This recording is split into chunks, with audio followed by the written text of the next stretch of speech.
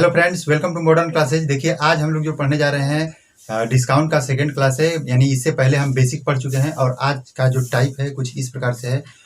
अंकित मूल्य से विक्रय मूल्य ज्ञात करेंगे। कैसे ज्ञात करेंगे, उससे रिलेटेड कुछ प्रश्न देखेंगे और उसे एक ना बल्कि 2-3 तरीका से निकालना भी सीखेंगे। उसमें हम बेसिक मेथड को भी बताएंगे, साथ ही साथ उसका जो ट्रिकी मेथड है यानी फास्ट करने का कुछ मेथड होगा तो उसको भी हम देखेंगे। और देखिए, आपसे एक छोटा सा बात जरूर शेयर करेंगे कि ट्रिक उसे नहीं कहते हैं जिसे याद करना पड़े। जब ट्रिक ही को याद करना पड़ेगा तो उससे बेहतर है कि हम सवाल को ही याद कर लें।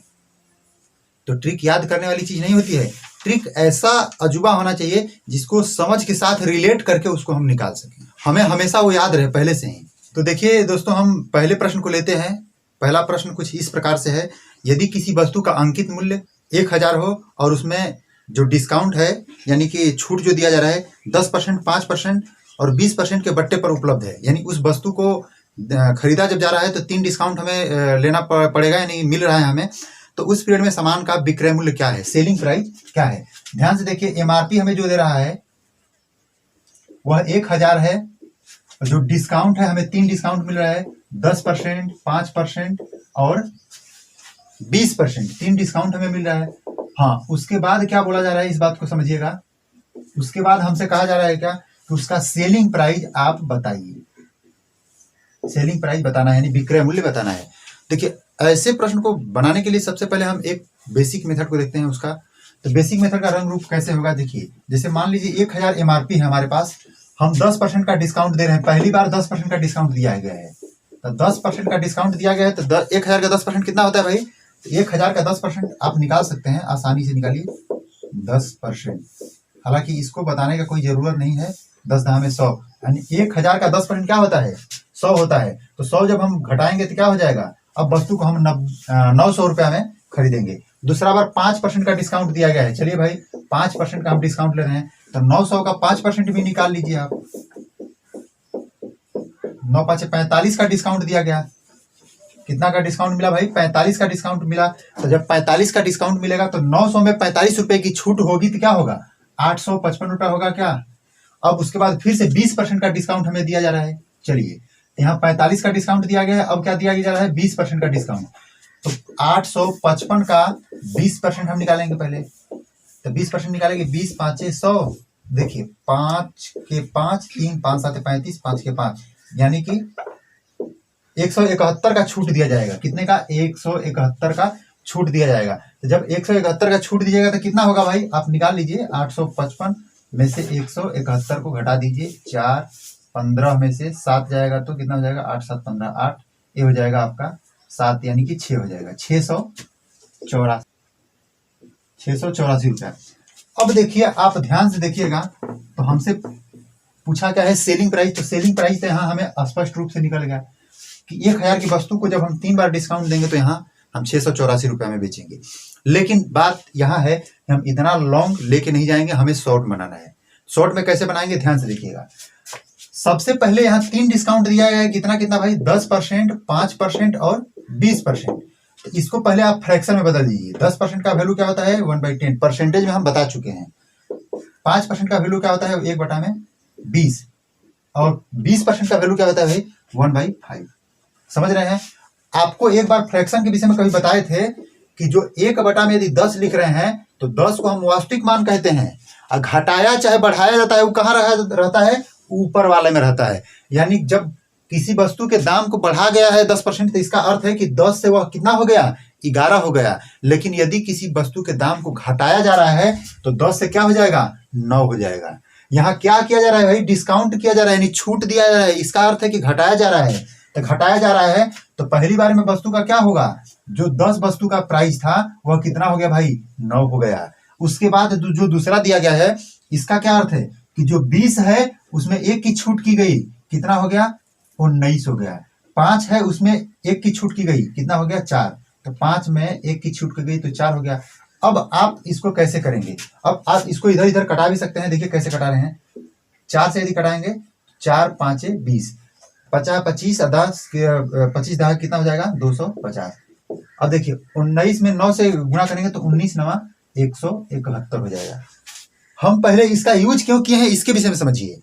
हम इसका यूज तब करते हैं जब कोई वस्तु का दाम या प्राइस या कुछ भी घटाया बढ़ाया जा रहा है, और घटाने बढ़ाने का जो प्रक्रिया है घटे हुए दाम पर फिर से घटाया जा रहा है, फिर से घटाया जा रहा है घटे हुए दाम पर, यानी पहले जो काम किया जा चुका है उस पर फिर से पुनः काम किया जा रहा है, यानी इसको क्रमागत कहते हैं या सक्सेसिव मेथड भी इसको कहते हैं। जब वो बात आती है तब हम इसका यूज करते हैं।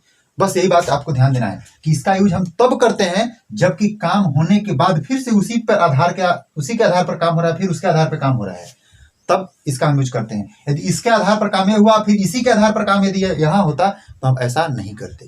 तो सक्सेसिव मेथड इसका यूज करते हैं। अब इसका हम थोड़ा सा विश्लेषण करते हैं, इसमें क्या कैसे होता है। जो इधर वाला मान होता है यह पहले वाला मान होता है, जो इधर वाला मान होता है यह बाद वाला मान होता है।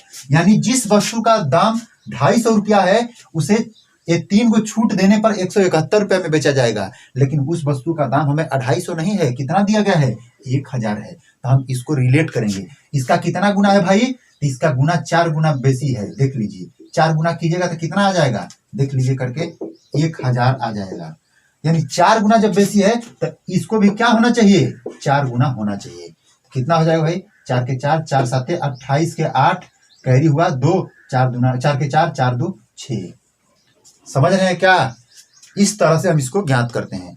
एक बात और आपको बता दें, जैसे हम यहाँ 4 से कैसे गुणा किए हैं इसके विषय में समझ लीजिए। यहाँ जो 250 रुपया यानी 250 रुपया है, इस मेथड का 250 रुपया हमारे प्रश्न के 1000 रुपये को बताता है। तो हम 1 का वैल्यू क्या निकालेंगे, 1000 बटा में 250, 4 बार में कटेगा, यानी 1 का वैल्यू क्या हो जाएगा 4, तो 171 का वैल्यू क्या हो जाएगा 171 गुणे 4। इस तरह से हम बनाएंगे।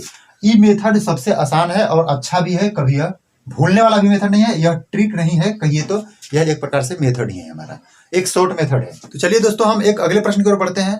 अगला प्रश्न कुछ इस प्रकार से है, 20%, 25%, 10% बट्टा श्रेणी पर अंकित मूल्य 1500 रुपये वाली वस्तु का विक्रय मूल्य ज्ञात कीजिए। 20%, 25% और 10% है। ध्यान दीजिएगा, डिस्काउंट क्या है भाई, 20% है और क्या है 25% और 10%, 25% और 10%, 3 तो डिस्काउंट दिया गया है और उसका अंकित मूल्य क्या बता रहे हैं, यानी एमआरपी क्या बता रहे हैं 1500 बता रहे हैं, एमआरपी 1500 रुपया बताए जा रहे हैं। चलिए 3 डिस्काउंट है, अब हम इसको बेसिक मेथड से नहीं हल करेंगे, हम इसे शॉर्ट मेथड से ही हल करेंगे। देखिए 3 डिस्काउंट है तो क्या करेंगे, इसको पहले फ्रैक्शन में कीजिए। इसका फ्रैक्शन क्या होता है भाई, चलिए इसको हम ऐसे लिख लेते हैं, 20% का फ्रैक्शन होता है 1/5 यानी 1/5, 25% का फ्रैक्शन क्या होता है 1/4 और 10% का फ्रैक्शन क्या होता है 1/10। चलिए इसमें हम वही सक्सेसिव मेथड का यूज करेंगे। सक्सेसिव मेथड कैसे यूज करेंगे, 5 पर 1 की कमी की गई, कितना हो गया 4, यानी 5 से 4। दूसरा 4 पर 1 की कमी की गई तो कितना हो गया 4 से 3 हो गया। 10 में फिर 1 की कमी की गई तो क्या हो जाएगा भाई 10 से 9 हो जाएगा। बस आप उसके बाद टोटल बना सकते हैं, कोई बहुत बड़ी चीज नहीं है। यदि इस साइड से इस साइड कोई कट रहा है तो कटा दीजिए, अन्यथा डायरेक्ट गुणा कर सकते हैं। इसको देखिए कटा सकते हैं, 5 दो कितना हो जाएगा भाई 50, उसके बाद 9 त्रिके 27। समझिएगा हमसे क्या पूछ रहा है, हमसे पूछ रहा है वस्तु का सेलिंग प्राइस क्या है। इस बात को ध्यान दीजिएगा, सेलिंग प्राइस हमसे पूछ रहा है। इस मेथड का बहुत जगह यूज हो रहा है, यानी कि इस मेथड यदि आपको पता है ये मेथड, तो इसमें बहुत सारा ऐसा प्रश्न है जैसे कि इससे आगे भी हम लोग पढ़ेंगे कि इस मेथड से चुटकियों में बन जाएगा। जैसे यही पूछ देता कि संपूर्ण पूरा छूट कितना है, तो यहाँ से डायरेक्ट निकाल सकते थे। चलिए हम लोग अगले क्लास में उसको पढ़ेंगे, हालांकि जो पढ़ना है यहाँ पढ़ रहे हैं हम लोग।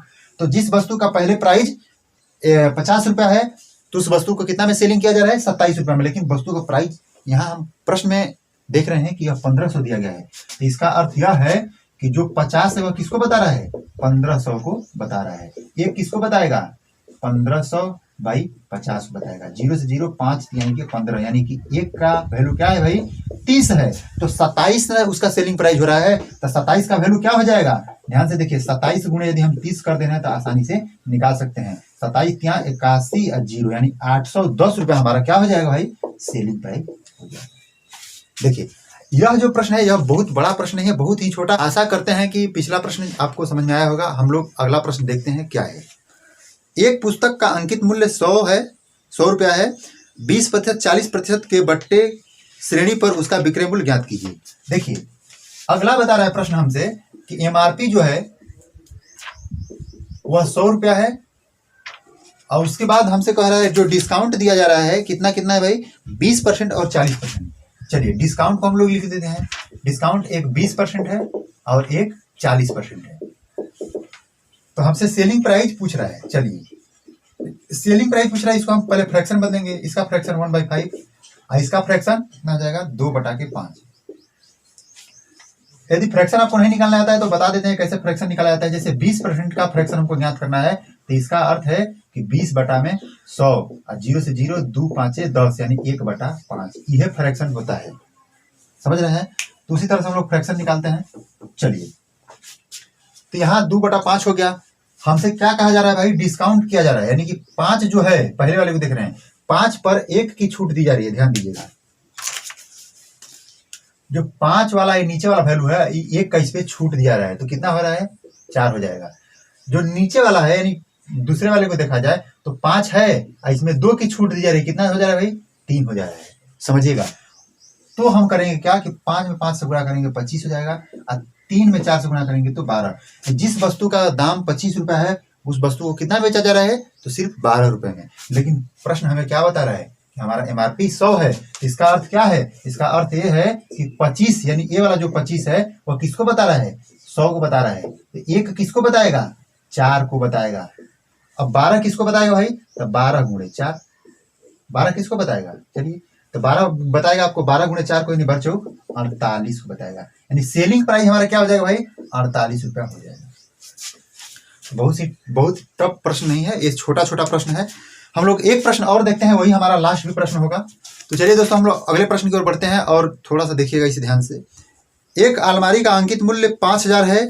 10%, 20%, 30% के बट्टे पर उपलब्ध विक्रय मूल्य ज्ञात कीजिए। देखिए जो एमआरपी दिया है वह दे दिया है 5000 हमें, तो 5000 दिया है, इसको लिखिए पहले एमआरपी। एमआरपी हमें 5000 दे दिया है। चलिए जो डिस्काउंट दे रहा है कितना, 10%, 20%, 30%। चलिए जो डिस्काउंट है, डिस्काउंट दे रहा है हमसे 10%, 20% और 30%। चलिए इसका फ्रैक्शन हम लिखेंगे तो क्या होगा, 1/10। 10% 20% का क्या होगा, तीसरे का देखेंगे यानी 30% का क्या हो जाएगा, 3/10 हो जाएगा। अब यहाँ देखिए हमें जो बोल रहा है छूट पहले 10 है तो 10 से क्या हो जाएगा भाई, 1 का छूट मिला 9। 5 है तो कितना का छूट मिला, 1 का छूट मिला यानी कि 4। जो 10 है उस पर 3 का छूट मिला, क्या हो जाएगा भाई, 7। अब कोई कटने लायक है तो आप कटा सकते हैं। देखिए 2 दूना के 4, 2 5 10, फिर 2 5 10, 5 5 25, 5 125 हो जाएगा यहाँ से क्या। और उसके बाद देखिए इधर क्या हो रहा है, 9 7 63। यहां आपको ध्यान देना है कि जिसका दाम इतना है वह इतना में सेलिंग किया जा रहा है। इसका अर्थ क्या है कि 125 किसको रिलेट कर रहा है, इस एमआरपी को। यानी इधर वाला एमआरपी होता है, इधर वाला सेलिंग प्राइस होता है। इस बात को ध्यान में रखिएगा। तो 125 जो है किसको बता रहा है, 5000 रुपया को बता रहा है भाई। चलिए 5000 रुपया को बता रहा है। अब आपको ध्यान देना है कि एक किसको बताएगा, तो एक के लिए आप ऐसे करिए 5000 बटा में 125। 5 से कटाएगा तो कितना बार में कटेगा भाई, चलिए 5 से 25 बार में कटेगा, 25 चौके 100। यानी एक बार कहा जाए तो एक का वैल्यू क्या आ जाएगा, 40 आ जाएगा। देखिए एक का वैल्यू तो हम तो निकाल चुके हैं, लेकिन अब हमें ज्ञात करना है किसका, 63 का वैल्यू ज्ञात करना है। तो 63 का वैल्यू कैसे ज्ञात करेंगे भाई, ध्यान से देखिए 63 गुणे 40 कर देंगे, क्योंकि एक का वैल्यू 40 है। तो अब होगा क्या कि 63 में 40 से गुणे 4 3 12 के 2, 4 6 के 24, 1 25 हो जाएगा। यानी कि 2520 रुपया हमारा सेलिंग प्राइस हो जाएगा। 2520 रुपया हमारा सेलिंग प्राइस हो जाएगा। आपको यह प्रश्न समझ में आया होगा। देखिए इसी तरह से हम बनाएंगे और यही थोड़ा सा शॉर्ट मेथड भी है और जल्दी बन भी जाता है। चलिए दोस्तों, हमको उम्मीद है कि आपको ये पूरा वीडियो अच्छा लगा होगा और टोटल प्रश्न समझ में भी आए होंगे। आप किसी भी बुक से ऐसे प्रश्न को ढूंढिए और उन्हें बनाइए। चलिए दोस्तों, आज हमारा इतना ही। लेकिन हाँ, वीडियो खत्म करने से पहले आपसे एक छोटा सा रिक्वेस्ट करेंगे, कृपया मेरे चैनल को सब्सक्राइब कर लीजिए, साथ ही साथ बेल आइकन को प्रेस कर लीजिएगा और वीडियो यदि अच्छा लगा हो तो लाइक कर दीजिएगा, दोस्तों के साथ शेयर भी कर दीजिएगा। आज के लिए इतना ही, धन्यवाद।